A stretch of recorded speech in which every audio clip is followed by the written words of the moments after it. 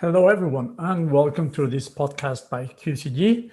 In this podcast, we look to discuss, explore, and expand on topical issues that are high up on the reward and HR agenda. My name is Juan Novoa. I'm the consulting lead at QCG, and I will be your host today. And on this podcast, we are going to talk about recent trends in benchmarking and how the way organizations look at and use market data is changing. If this is your first time on this podcast, or if it is the first time you hear about QCG, we are a reward and employee experience consultancy based in London. You can find more about us on www.qcg.co.uk. So let's get started. Joining me on the podcast today is Peter Fairchild, Senior Consultant at QCG. Peter has been a part of our team for almost 7 years now. He has delivered and led on a number of reward projects. He's also our sector lead in a number of sectors, including rail construction, project management, and the regulatory sector. He leads on a number of surveys. So he has quite a bit of experience under his belt to share with us today. Welcome, Peter. Welcome, Juan. Thank you for the generous introduction, and very excited to make my podcast debut today. Yes. Well, we're excited to have you too. So let's jump right into it, because we know benchmarking is part and parcel of work in reward. We know, especially in the second half of the year, many of our clients are looking at data to prepare for their pay review. Throughout the year, they look at data to inform different pay and other reward decisions. And let's face it, benchmarking is not typically your big topic of conversation, but things are a bit different now. So why don't you get the ball rolling by telling us what's happening? What are you seeing? What's different this time around? Well, the first thing I think that I'm seeing in particular is the demand for data is definitely out there. So I've seen it more, I guess, acutely in the sector surveys that I run. A number of different organisations have indicated they're not quite sure exactly what the market's doing at the moment. They're not quite sure how best to approach things, and that they're really keen sooner rather than later as well. Most of our sector survey timings are kind of towards the autumn, end of summer, beginning of autumn, but there's a kind of tipping point, I think, in terms of people are going back into the office, fingers crossed, as of June the 21st. Suddenly organisations are thinking, well, what's happening right now? What's the market done so far up until this point, and what's going to change? So I think the demand at the moment is definitely there in terms of many different areas of the reward package. So not just base salary, but other parts of that, which I know we'll touch on in due course. Okay, and it is very interesting, because in times of uncertainty, it's almost a bit of a paradox, because in times of uncertainty, clients tend to want to know what others are doing. But if everyone's on the same boat, then what are they benchmarking to? And we know from a number of networking forums that we facilitate, those are good spaces for people to talk through their thinking, where they are. And to some degree, actually, that helps people start putting some stakes in the ground. Obviously, with the pandemic, a lot of people are interested to know how that's impacting market data in general and other areas that people benchmark. So from that point of view, what are the main things that you're seeing from the pandemic that are impacting on elements of the remuneration package that people benchmark? What are the key things to look out for and to watch out for as well? Well, the first thing to say really is that it's wrapped into the what am I seeing at the moment is also, I think there's a timing point here in terms of, so last year, obviously, when the pandemic hit, organizations and employees took a step back from the kind of pay and bonus cycles and, concentrated more on the well-being, the ways of working aspects and sort of getting through. I think now that, hopefully the pandemic is coming to a close, if that's not too optimistic way of saying it, I think now employees are there's a bit more demand from them as well, and they have a lot of information at their fingertips. In preparation for this podcast, I was thinking of what's changed since I first joined QCG, and one of the things I used to do to benchmark was literally go off into the office cupboard, have a look at the various sources via textbook that we used to describe to almost. Whereas these days, employees have information at their fingertips, not just job adverts, from various different sources, and obviously typically picking one that pays well, but also things like the rise of crowdsourcing information, such as Glassdoor and other sources like that, means that employees have, that I guess look to the external market, coupled with generally more of a view on internal pay rates as well for comparable roles, means that the sort of demand is there, not just from the organisation point of view, but also from the employee point of view. And that brings me on to the first real sort of point I want to make, which is that it's absolutely crucial for HR and reward in particular to really kind of set the boundaries and set the scene for benchmarking, even more so now than ever before. So a couple of years ago, I was talking to a lot of clients, and they were having a real struggle in terms of employees and managers want to benchmark because essentially they want a pay increase. They were kind of looking at the outcome first and then going, well, how do I get this pay increase for this, in-demand role or key person? It's to go and benchmark. And since then, I think HR and Reward have kind of managed to bridge that gap a bit. They've managed to really, clarify the expectations of what benchmarking does and doesn't do. So, it's not automatically adjusting pay to a certain point. It's not, automatically trying to match other organizations in the market, but it's more about, what kind of evidence basis can we use to provide a reference point, and what does it actually mean, if we do benchmark something, and what is benchmarking based on? It's not very specific organizations and very specific sources, job adverts, etc. It's more a kind of reference rate from a sort of wide pool a wide recruitment pool that organizations have. So I think in the current climate more than ever, it's really important to interpret the results, to be really careful and set expectations for what benchmarking does and doesn't do. Yeah, that's very interesting, a couple of the points that you mentioned, because there does seem to be a sense that people are now more educated about benchmarking, and that organizations are paying more attention to educating people about what benchmarking is. I mean, we often have the classic conversation, a benchmark is not a target, is a reference, and you need to be careful with not position benchmarks as something that you commit to match. Again, it's just part of a wider conversation. And we talked about demand as well, in terms of, I think that also reflects this greater appetite for transparency and fairness, and with that, data comes into the equation. If we get a bit more into the detail now of the impact of COVID on pay and benchmarking, one of the things that we've discussed within the team has actually been what's going to happen to survey results. And you could find yourself in situations where, due to redundancies, restructuring, furlough, or a number of events, there could be quite a bit of distortion on the pay levels that surveys report, which may be an accurate representation of the market, but also, depending on how you use data, that could create some challenges. So what's your view on that, and what would you recommend people do in order to manage those risks?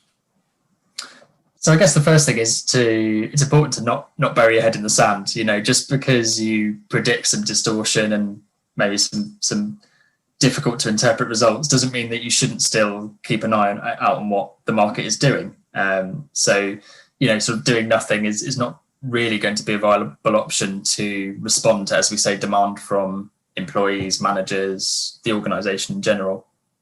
The second thing really is trying to understand, you know, how do we actually know that benchmarking is reflecting real pay movements? So, you know, it's going to be fascinating for myself as well as lead of the different sector surveys with the publication to come. It's going to be fascinating to see what the market movements are. And the way we really sort of get to the bottom of that is, and I think what's more important now more than ever, is to analyse the kind of match sample, same incumbent salary movements to really see what the true picture, what the most accurate assessment of pay movements are, and B, in which kind of pockets of specialisms or seniority are those going to be as well. And that's something we're going to be asking clients about, and has become more and more relevant, looking at it from one angle, which is the angle of pay budgets. So, you know, do you prioritize pay budgets on those who are most vulnerable, the most junior employees or particular pockets of specialisms? But it will be also fascinating to see from the kind of benchmarking results and outcomes angle, you know, where the sort of proof is in the pudding in terms of, okay, so what the market movement's actually been, what does that mean in terms of the way that we then benchmark those going forward? You know, do organizations look more towards a more general statement of the level of alignment compared to the market, or do they look for very specific premium roles that are in demand? You know, we all know about IT, but are there other areas which, you know, because of the changes of ways of working, because of the changes in the UK economy at the moment, are there other specialisms that have maybe cropped up as well, specifically as a result of the pandemic? Is going to be, a fascinating question for us to answer this year. Yeah, so definitely important to keep an eye on the data, probably more now than ever.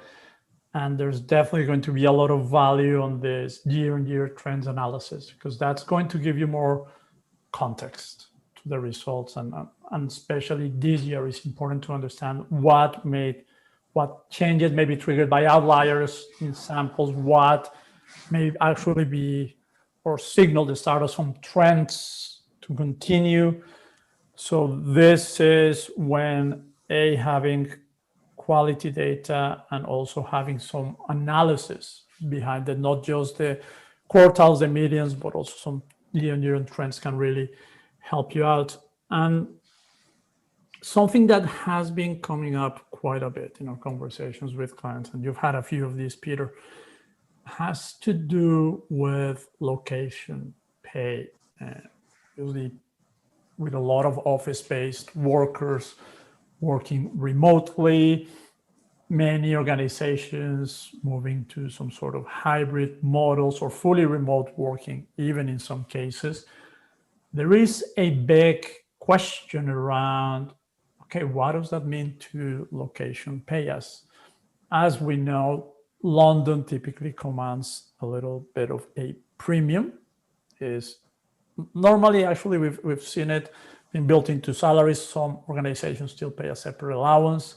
And even though, if you look at the past 5 to 10 years, the gap has been little by little reducing, it's still clearly a premium in London and other locations. So there's two questions that emerge from this.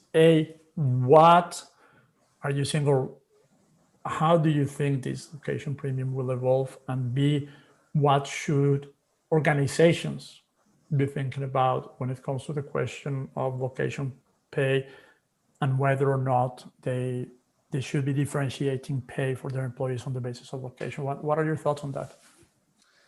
So it's a very difficult question to answer. I'll give it a good go. I've been asked about it an awful lot in the past year.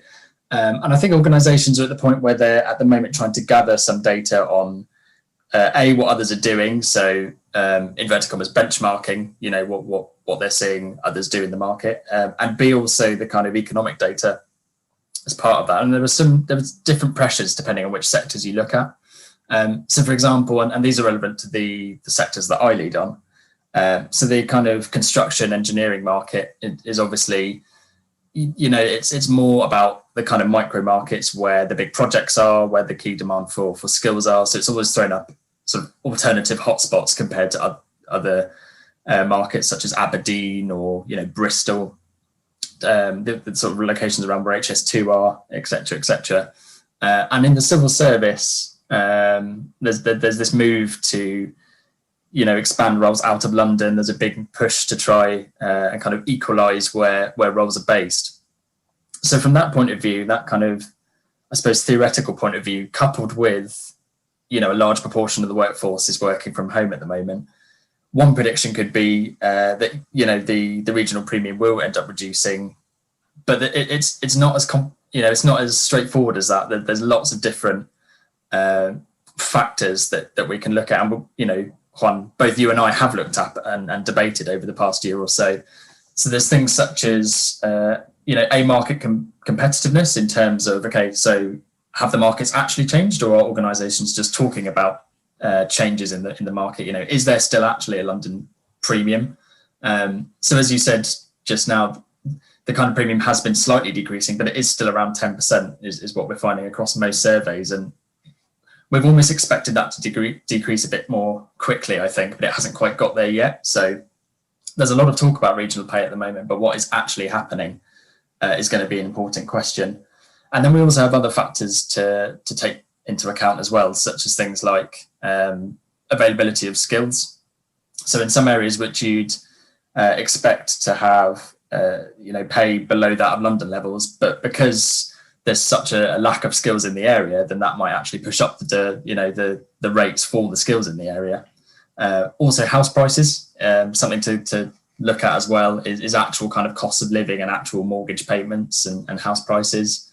Lots of bold predictions that the housing market for London might slow over the next couple of years and everywhere else may increase as the economy looks to recover. But I think the kind of way to get through this is to kind of go back to your principles and how you manage regional pay. So really, you don't have to make sweeping changes right now. That's kind of not really what I'm saying, but it's more to take that step back and have a look. Okay, so why up until now have we had regional differences in pay? If we have as an organisation, what have they been based on?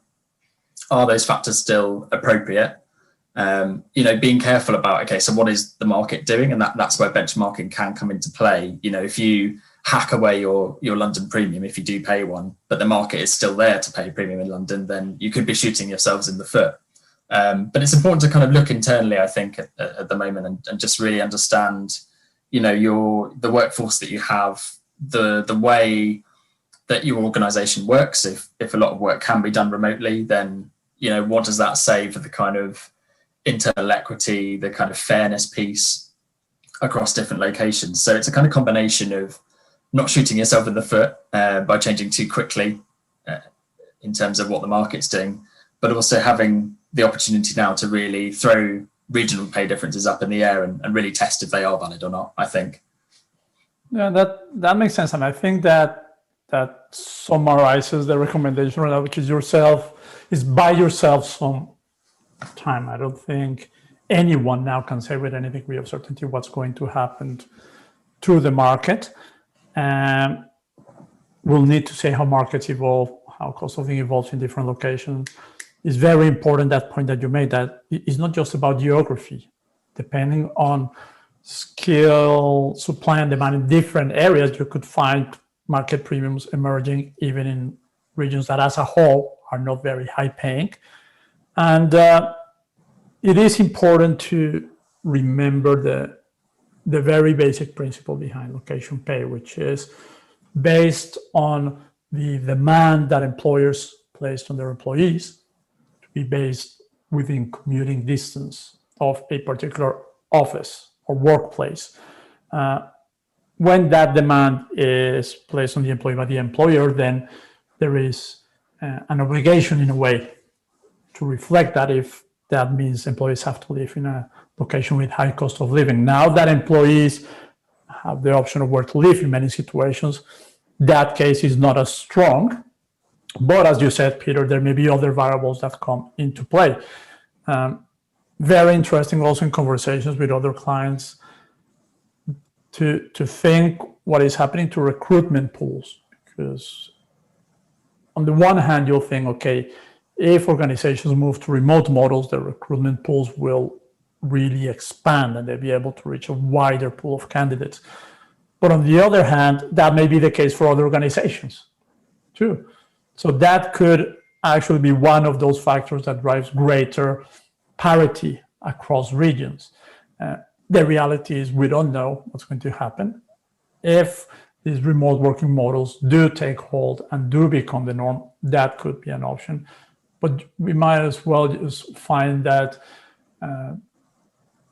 employees even want to go back to the workplace and that the logic for location pay is still there. So wait and see, watch this space, and just build enough flexibility into your plans to adjust course as things become clearer in the future. Just a couple of other things to cover on this podcast. The first one is how benchmarking is used has also changed in terms of the relative weight it carries on decisions, with greater demands for internal equity and a lot of scrutiny on this. We found that if an organization is heavily driven by the market, that can create higher risks of internal inequities.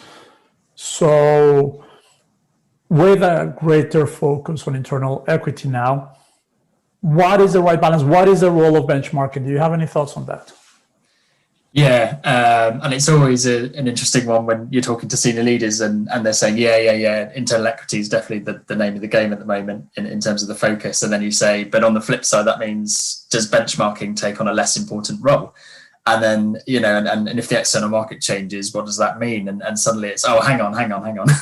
So I always find that an interesting counterweight to the internal equity movement. But yeah, I mean, if we take it at face value that a lot of organizations that we both worked with in the past couple of years, Juan, are moving towards internal equity, then that should in theory reduce the pressure on benchmarking and some of the noise, because you're looking internally at comparable roles, and the kind of relationships between, can you justify differences in pay on the basis of one of a number of factors, including benchmarking, rather than benchmarking being the centerpiece for being able to justify differences in pay. Organizations, and it'd be just to get your view on this, because obviously you've, without revealing your age, you've been in the consulting game longer than I have. But I think organizations, typically in the past year or two, it feels like benchmarking's on a kind of broader or higher level, I'd say.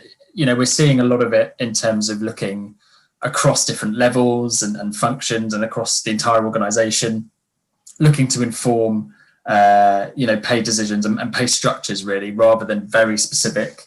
I used to be, when I first joined QCG, I used to be taking part in numerous benchmarking activities for a wide span of roles, all of which were on an individual basis, all of which were annual.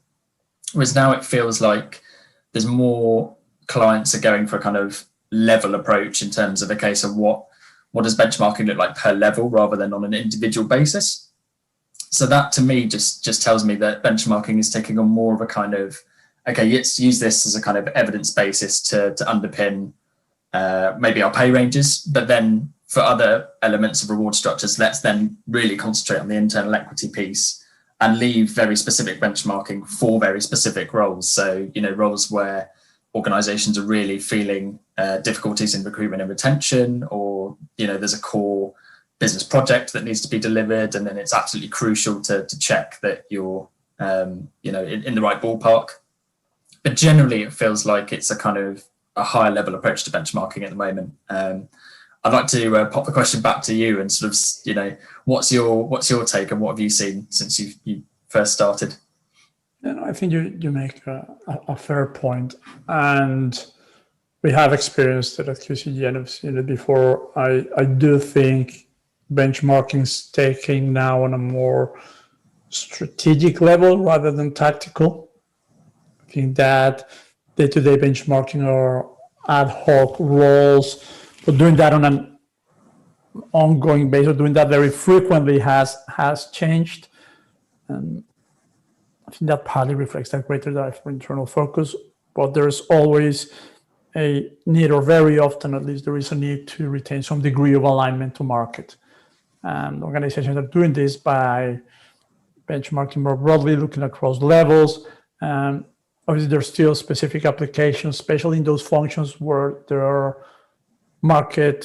fast market movements, or where there are market premiums being delivered, to keep a closer eye and do more detailed benchmarking. But the nature of benchmarking has changed. I would agree with you in that. And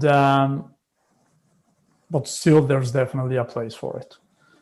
And I think that takes us nicely to the last part of this conversation, which builds on this theme of benchmarking being more strategic now, and actually looks at how benchmarking is changing in terms of the scope. So historically, it's been really heavily focused on base salary. But now organizations and employees are more attuned to the overall employee value proposition. So your competitive position on base salary on its own right is not telling the whole story, and organizations are thinking more broadly about, okay, what does that represent in the wider context of my employee deal? Does that resonate with what you're seeing, with what you're hearing from clients? Yeah, completely agree. So, I mean, typically it used to be, we used to conduct base salary benchmarking and upfront with clients sort of say, but, what about the total picture? And it was, okay, that's more of a point in interpretation. But I think the kind of total remuneration, wider employee deal, value proposition, whatever you want to call it, those kind of intangible aspects of working for organization have now come more towards the forefront in terms of clients actually want the evidence and the data out there to then inform decisions around, the broader employee life cycle. So they've moved from, here's the base salary results, off you go. And by the way, you should take these in the context of the broader value proposition, the total cash picture, et cetera, et cetera. Now it's, what is that part up front? And then let's interpret the wider EVP, the wider total remuneration picture. And then, understand what these results mean for the next reward decision that comes up. I think they've definitely moved in that respect. And finally, in terms of my consulting with clients, it used to be up until recently, we do the benchmarking. Obviously, we provide some interpretation of data as part of the course, but that was it. And, clients would typically go away and that'd be that. Whereas now, I think there's a lot more questions in terms of, so how do we interpret, how do we interpret this? How do we use this in practice?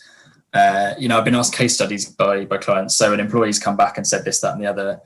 What does that mean in terms of the wider pay structure? So I just think that shows you that the importance of the interpretation of data in these uncertain times, and, trusting your sources of benchmarking. Otherwise, the business or employees or managers, those on the front line just won't trust the outcomes. So I think that kind of quite neatly brings us all the way back to the point of the importance of interpretation of data.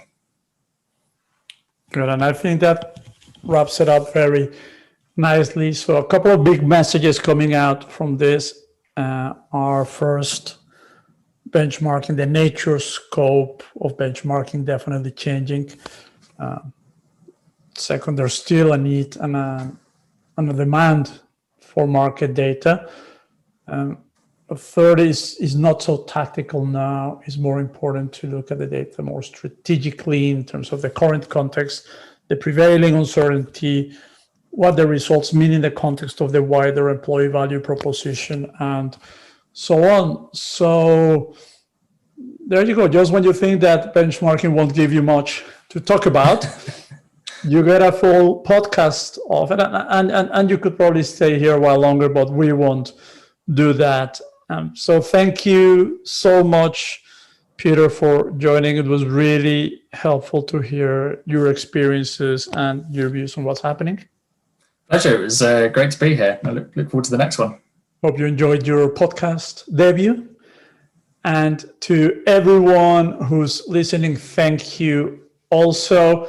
We hope you enjoyed the podcast. We hope you join us for future podcasts. In the meantime, keep an eye on the articles that we publish and other information that we have on our website, www.qcg.co.uk. Goes without saying, if you need help with benchmarking or if you just want to use us as a sounding board for your plans or your ideas, we're always happy to have the conversation. So yeah, drop us a line, go to our website, and have a great day. Thank you very much. Thanks, Juan.